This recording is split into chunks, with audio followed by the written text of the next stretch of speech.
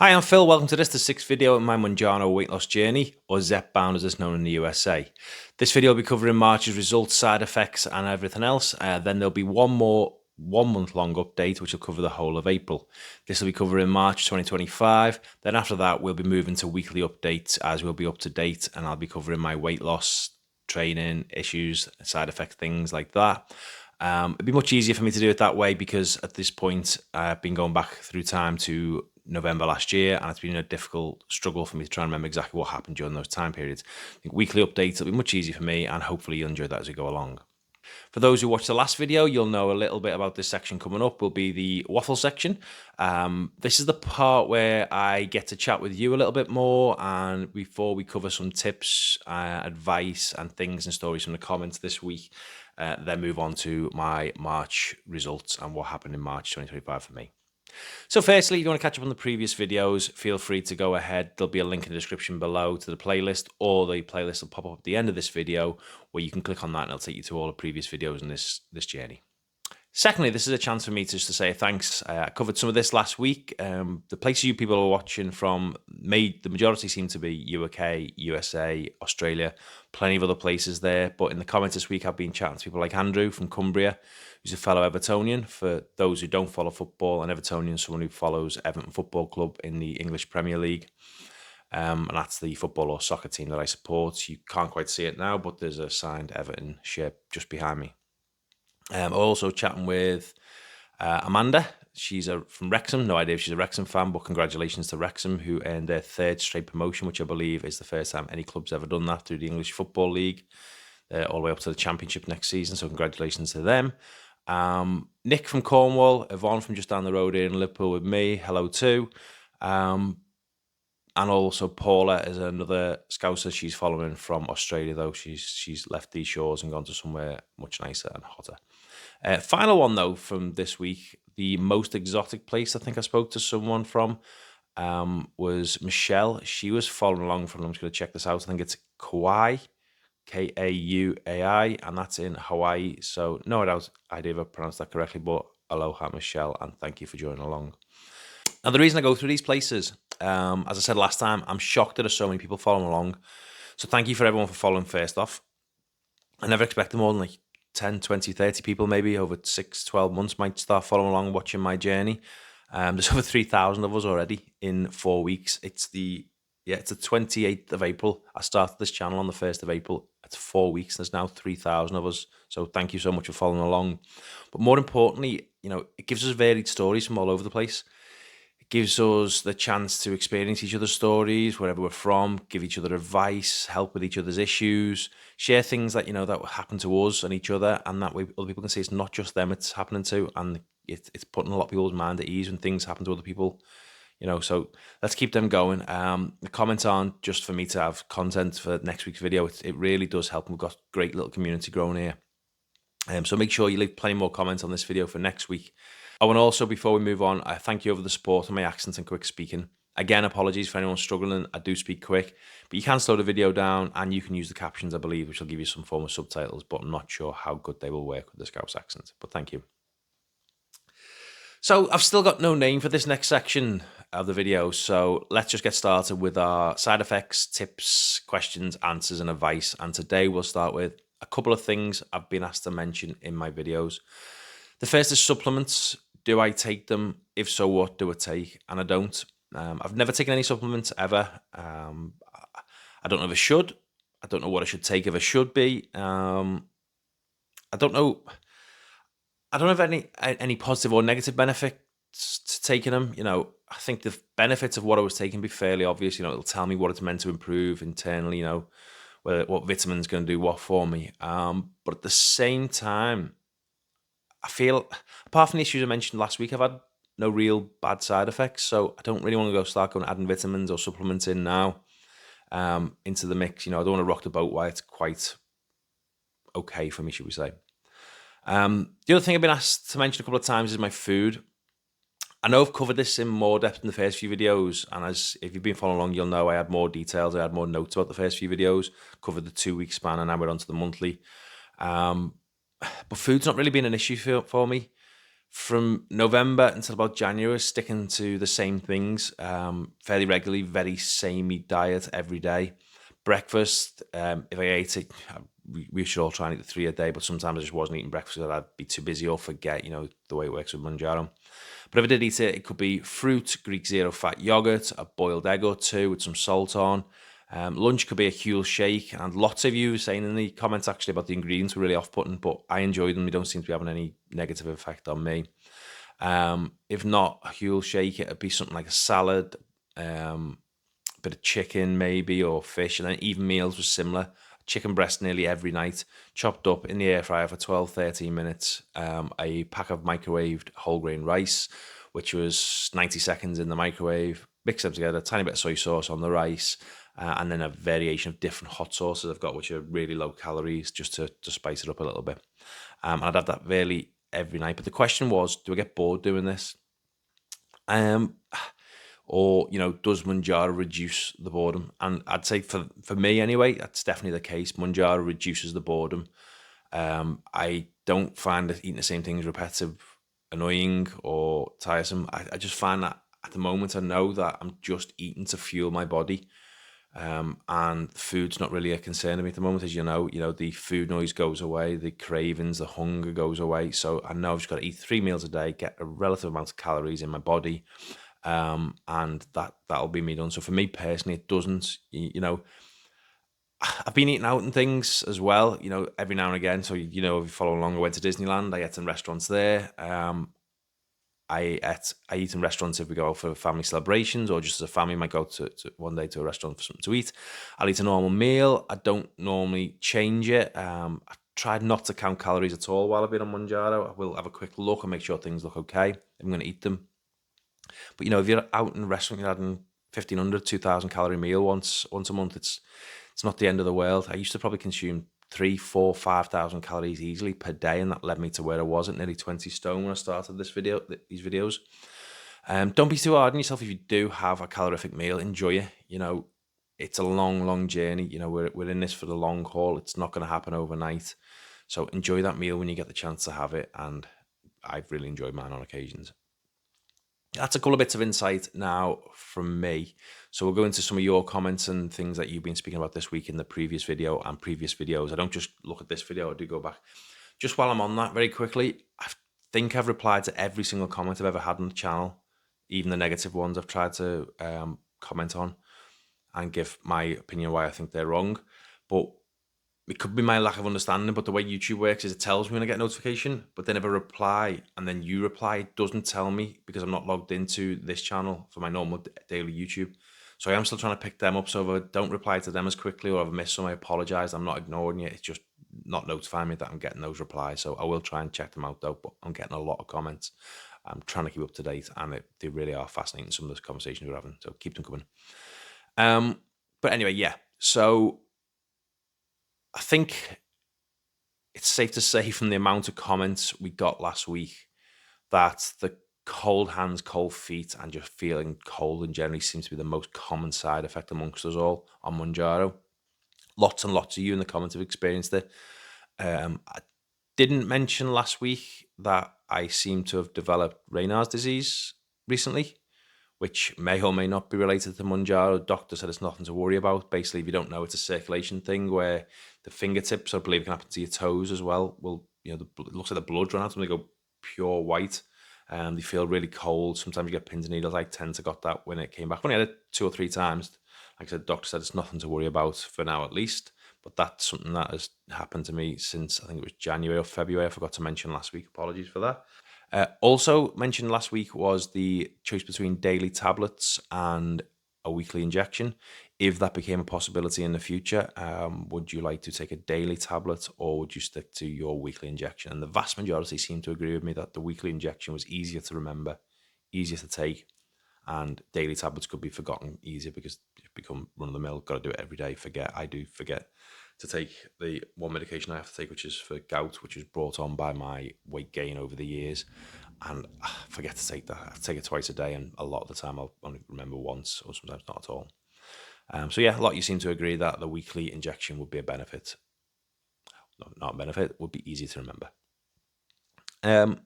Anyway, new for this week, a good few people in the comments have said things like, I have my jab, but I'm too scared to take it, or I'm building up my courage to take my jab. It's coming, or it's, I'm due to take it and I've not yet taken it for the first time. Now, if you remember from the first ever video, I described those feelings of fear, the anxiousness, trepidation, just a whole lot of what if this happens, what if that happens. And for anyone who's in that situation at the moment, excuse me, it's fine.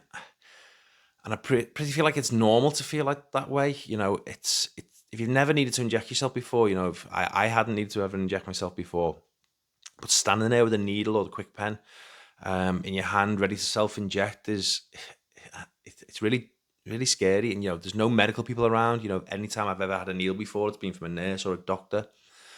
So the fact that I'm stood there in my own kitchen for my first injection with no medical person around was really, daunting. Probably a good time to say, as my usual disclaimer, that I am not a medical professional. I've got no medical background. Please seek medical advice from, your provider, a doctor, or someone who can give you proper medical advice before you do anything. But what I did to get myself through that, and this was just what I told myself, is that they wouldn't allow us to self-inject without a doctor or nurse or, someone around if it wasn't safe to do so. That was the first thing I told myself. I also mainly just got it into my head that, this is just an increase in the GLP-1 and the GIP hormones. It's not going to alter what my stomach does or any of my other organs. It's just going to make me feel more full. It's going to make me not feel about food. It's just a hormone increase. And surely you can't have an allergic reaction to that. Now, again, before anyone shouts at me in the comments, it's not medically accurate. This is just what I told myself to get myself in the right mindset to take that first jab. I've got no medical background. Speak to your GP, speak to your provider, especially around the allergic. If you're worried about allergic reaction or anything like that, speak to them, tell them anything that you might be allergic to, and they can help you there. But it is normal to feel this way. The only other thing I can say is once you've done it the first time, you've done your first injection, it's not something you ever, or I personally, I don't ever think about again. If you're bad with needles, maybe you will. But, it's quick, it's simple, it's painless. I definitely don't feel a needle going in. I always inject in the left-hand side of my stomach, as I've mentioned in previous videos. I keep it there because I had no side effects the first time, and apparently people, and quite a lot of people back this up in the comments, that moving your injection site does vary the potential side effects you get. So, if you are suffering, maybe move your injection site, try it somewhere else. But for me, it's always been there. I don't feel a needle going in. But what do you guys think? If you've got any tips or comments to help anyone out who's feeling these nerves from the first injection, let them know in the comments. Put it in the comments with me, and it'd be great to hear what you did to get through that first injection yourselves. The last one for this week is not so much advice, but a positive impact from Mounjaro. I've had a few people comment this with similar stories going along the same line. The one I'm going to use specifically is from Paul. And Paul, I hope you don't mind me using this and sharing it. But Paul was a diabetic, or is a diabetic. He says that anything over 48 in your blood test. Now, I've seen it called slightly different things in America to here, so I'm not sure what the actual name of the blood test is to check your glucose levels. But he said anything over 48 is basically you're a diabetic. Paul's was 128 when he was first checked. He was given something called metformin to help reduce this, and it did, and it brought it down to a level of 52, so still actually diabetic. At this point, Paul stopped his metformin when he was starting Mounjaro in January, and since then his test results have just come back this week, and he's 35, so congratulations to Paul for his hard work and efforts for getting that down to such a great level. His blood sugar is now in range, and there was a few others in the comments who had very similar stories where, it's helped bring down the blood sugar and having a positive impact on people's diabetes as well as their weight loss. As always, I hope you find something interesting or useful, or at least informative in that little section. That's probably my favourite part, to go through all your comments and then feedback on what's been going on during the chats this week we've been having. If you've got any advice or questions, put them in the comments for this video or any other video you might watch. You either get some help yourself or advice, and we can discuss it some more in next week's videos. Now, to March, what some of you might have been waiting for, and you might have skipped that waffle section and come straight to here, which is fine. But for those who watched the last video, you remember that in February, my first bad experience happened while I was on Mounjaro, after such a fantastic start. Side effects aren't going to be as bad this time, but the food intake and the scale impact potentially are. So it is now Wednesday, the 26th of February. I'm weighing 16 stone, 12 pounds, which is 236 pounds or roughly 107 kilo, give or take. As I mentioned in the last video, at this point, I only had weight notes and my dosage notes. I'd become quite nonchalant about taking Mounjaro, and I didn't at this point bother making any more notes on food because I didn't think I'd be making a YouTube channel and they'd come in handy for something like this. So with just basic information, I'm going to start, and I was still on 5 milligrams. I was already having thoughts of moving up to 7.5 milligrams. I hadn't done so at this point. There was obviously, due to the overindulging in chocolate, why I was thinking about moving up again. But then at the same time, the side effects for 7.5 might be worse. The sulfur burps might be back, which good for you. You told me you'd had as well. But that put me off moving up at this point. The pain had gone out of the back right-hand side of my head at this point. I wasn't getting that anymore. A few you did say you'd had that, which was quite reassuring, actually, even after all this time, to know that others had had it. It's good to know that it wasn't anything going wrong in my head, although others might disagree. From memory, the first week of March was fine. I think I was injecting Wednesdays, I always do before bedtime, apart from the Disneyland trips. Usual food intake. I think I went to the pub one day on a family, just for something to eat and drink, kids to play or whatever. I think, if memory served me correct, it was something like chicken skewers. It could have been a half roast chicken. Again, I've been quite bored when I've gone out to the pubs at this point. Didn't want to risk anything with Mounjaro. I had a Guinness Zero. Definitely remember having that, because I think it was one of the first times I had Guinness Zeros in a pub. And yes, I'm still having them. As usual, no side effects after my meal. Energy levels still brilliant. No cravings, no desire to eat food, and I'm still fueling sensibly, or what I think is sensibly, when I need to. Week 2, Friday the 7th. I looked it up before. I grabbed some Guinness Zeros. I enjoyed a night of Netflix, and following day was fine. Sunday around 3 p.m. And I know this because my partner works Sunday evenings, and she leaves around 4 p.m. So it was around 3 p.m. before she was going to work. I'm in the local store picking up a couple of treats for the kids, and I also have a basket full of chocolate bars, chocolate biscuits, chocolate wafers, chocolate nibbles, if anyone remembers them. Anything chocolate. I think, if they were selling chocolate dog muck that day, I probably would have picked up a couple of bags of that as well. But yep, and this is the part I don't understand and I don't get. Nothing's telling me to do this while I'm in there. Not saying go to the shop and buy some chocolates, but I know I'm doing it. And I know I'm going to be infuriated with myself when I've ate it. And I know probably I'm not going to feel too good. There's a chance of a reoccurrence of what happened in the past month. And I'm still stood there with around, £15, £20 worth of goodies in the basket. And then I come home and my partner's asking, not in a nasty way or in a ridiculous way, she's asking, the jab not working? And I don't know, but yes, I think it is. I'm fine with everything else, and even chocolate most of the days. But for some reason, it's crept back in, and I've ate a lot of chocolate in the evening. I've had no normal food that day. I didn't eat my chicken and rice. I just had chocolate biscuits, chocolate bars, everything else I put in the back. I had a couple of everything pretty much. Everything was pretty much all right night time, and in the night I woke up a couple of times. I had to go to the toilet, which was not fun, as you can imagine, but nothing major. Just need to go to the loo a couple of times. Week 3 that goes into, everything's fine, no chocolate issues, and things are going well again. Week 4 though, this is probably where things really start to fall apart, and this is going to carry on now for quite some time. I can't remember which night exactly it started, but for the sake of argument, let's say it was around Thursday, the 20th of March. I got a few chocolate bars. I ate them, no real side effects. The next day, I'm in the shop. I grab a chocolate bar there and eat it while I'm on the way home. That weekend, I ate chocolate throughout the day. The evenings, I was also having a normal meal that night of fajitas, which is one of my favourite meals. On the Saturday evening, I woke up on the Sunday. I think I ate something like bacon on toast or a bacon butty for breakfast with more chocolate just throughout the day. And I think that night, again, I didn't eat a normal meal. I ate just chocolate again. The The normal food I'm fine with. I spoke about that earlier. I have a treat meal. It's nice changing the same food over and over again. But the chocolate's now becoming an issue. It's becoming a real issue for me. I'm spending a lot of money on Mounjaro. I spend my money to buy it. I'm not prescribed it.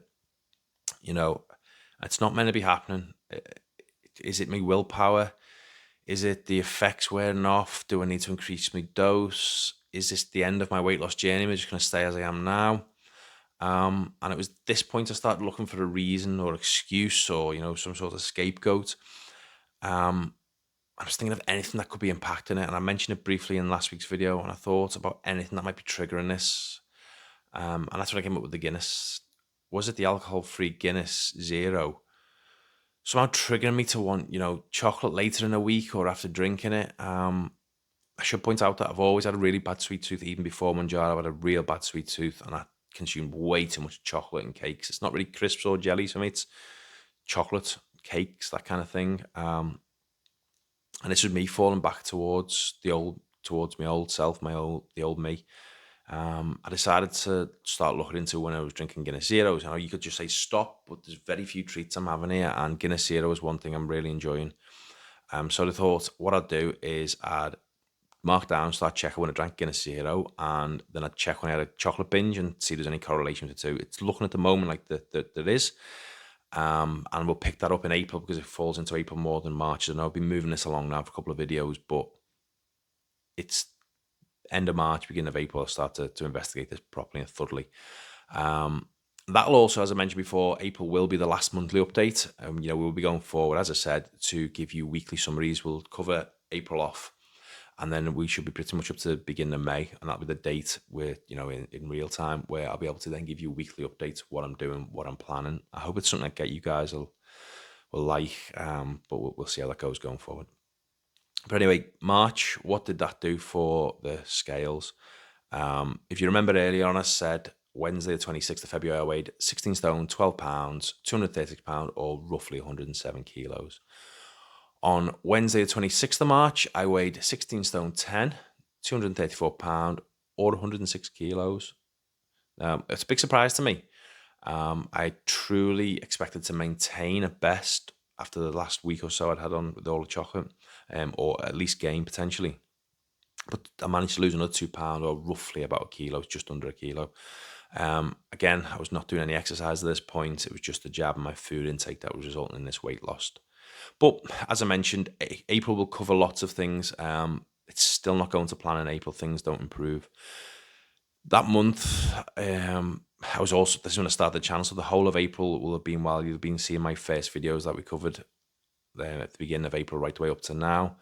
So by the end of next video, you'll know exactly where I'm up to, what I weigh, what I'm planning on doing, how it's going with the chocolate, what happened with the Guinness, and hopefully you'll enjoy seeing where I'm up to. It's not all great, but we're going to address that going forward and how the future weekly updates are going to go forward. If you haven't already though, please, if you enjoyed this or you got anything useful out of it, like and subscribe. But more importantly, be sure to leave some comments. I know I keep going on about that, but for next week's videos, we've got more comments, more people talking in there.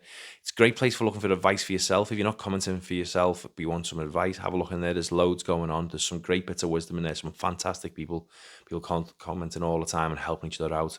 There's a link up either here or here now to the playlist for all the previous videos. I hope you enjoyed this. Stay strong. Keep going on your journey, whatever it may be. You can do it. If I can do it, albeit, slipping off the wagon a little bit at the moment, but if I can do it, you can do it, and we can all get there together. So keep going, and thanks for watching. Bye.